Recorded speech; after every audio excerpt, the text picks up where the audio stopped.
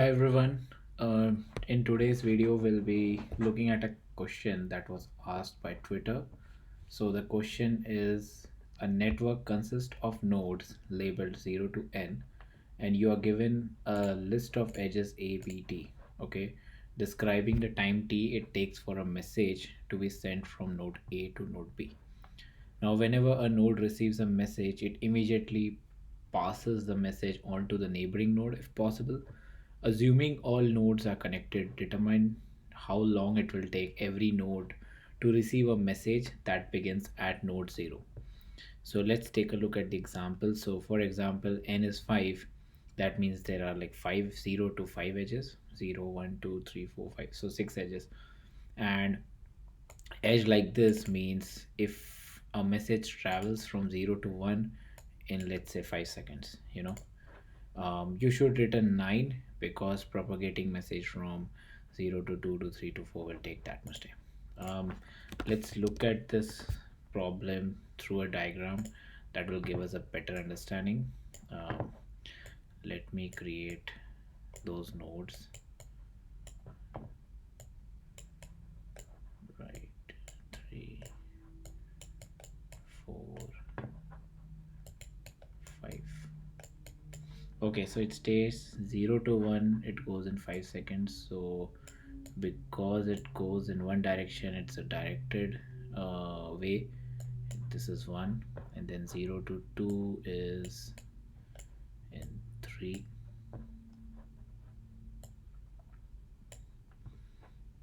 Okay, and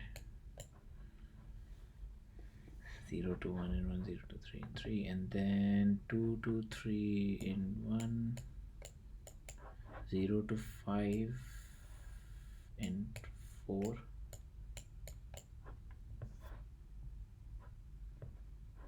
and 1 2 3 in 8, and then 3 to 5 in 10, 3 to 4 in 5. Let me check if I have covered everything. It's 1 2 3 4 5 6 7.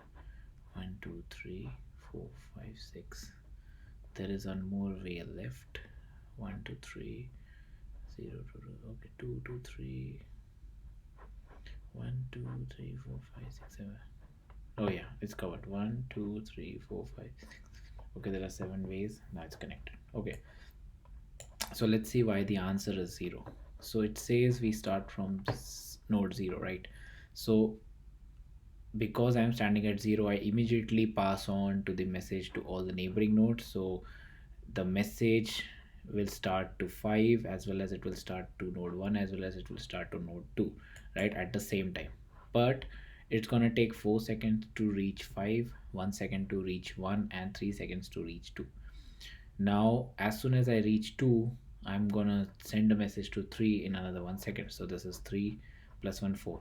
So in the meantime, by the time the message reaches from 0 to 3, because this is also 4, it reaches 5 in 4 seconds.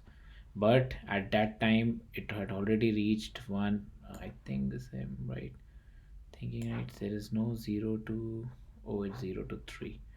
Okay, my bad. 0 to 2, 0 to 1. No, it's there. It's 5. Yeah, my mistake. This is 5. Okay. So in the meantime, it reached 5. Now from 3, I send a message to 4 in another 5 seconds, which is 3 plus 1. This is 4, and then this is 5. So by the time we reach 4, in total 9 seconds, we have already reached, the message has already reached 1, and it has reached 5. Also, as soon as it reaches 1 in 5 seconds, it started transmitting the message to 3. So in total, this is 5 plus 8, which is 13 seconds. So in 13 seconds, it reaches from 0 to 1 to 3 through this one. But because in 9 seconds we have covered all the nodes, that's what the answer is. So we want to propagate the message from 0 to all the nodes in minimum time, right? Now how can we do that? So one idea that comes to my mind is, how about take a priority queue, and we store a tuple of the destination node and the time. So we sort um, the the priority queue based on the time it takes to reach the node, and we also store the destination node, because then we can pick that destination node and start transmitting to its neighboring nodes. So let's say we are at node 0. So it takes what, 4 comma 5. So it takes 4 seconds to reach 5, and it's from 0. It takes 5 seconds to reach 1, and it takes 3 seconds to reach 2.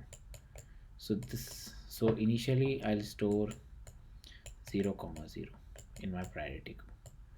Now I start a while loop. Let's say while the priority queue is empty, I pick the first tuple, which is 0 comma 0.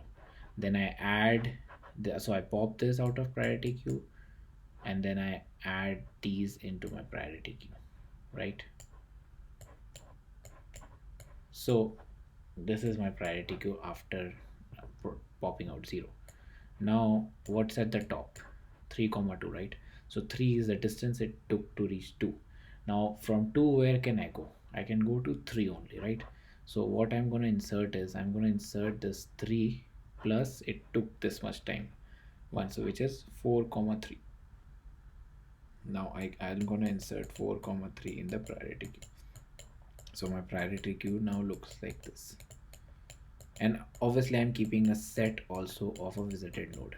So as soon as I get that my visited set has all the nodes, I just exit out of the my program and return the time it took to get my set have all the nodes. Now I just pop out this value. So from 3, where can I reach? I can reach 4, I can reach 5. So what is the time? 4 plus 5, which is 9. So my priority queue now becomes like this. It's 4 comma 5, it's 5 comma 1, and it's what, 9 comma 4, and also this one, 3 plus 1 4 plus 10, 14 comma 5, right? Now I pop out 4 comma 5. So by till now, what are my visited set has? My visited set has 0, 2, 3.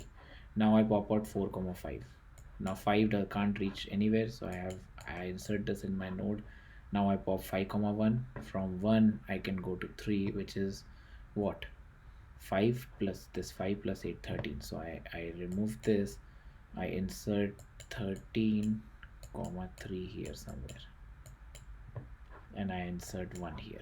Now I get to this 9 comma 4. As soon as I get this, I see my set is complete. I return this value 9. So it's more like I'm using BFS plus priority queue to store this distance. So based on the shortest distance, I am popping it out. I can also do it with BFS.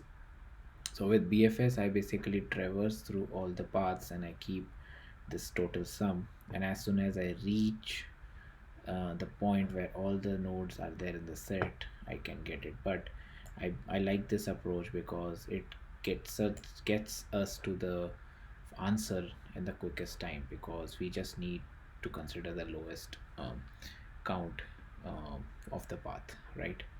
So this is the approach. um, I'll be writing a Medium article on this where I'll be pasting the code in C++ as well. I'll add it in the description below. Hope this question was interesting and understandable how I'm approaching it. The overall time complexity issue is O of n, that is visiting all the nodes once, and then space complexity is also O of n because I'm using this extra space of priority. Hope you guys like this video. If so, please subscribe to my channel and give me a thumbs up. Thanks everyone.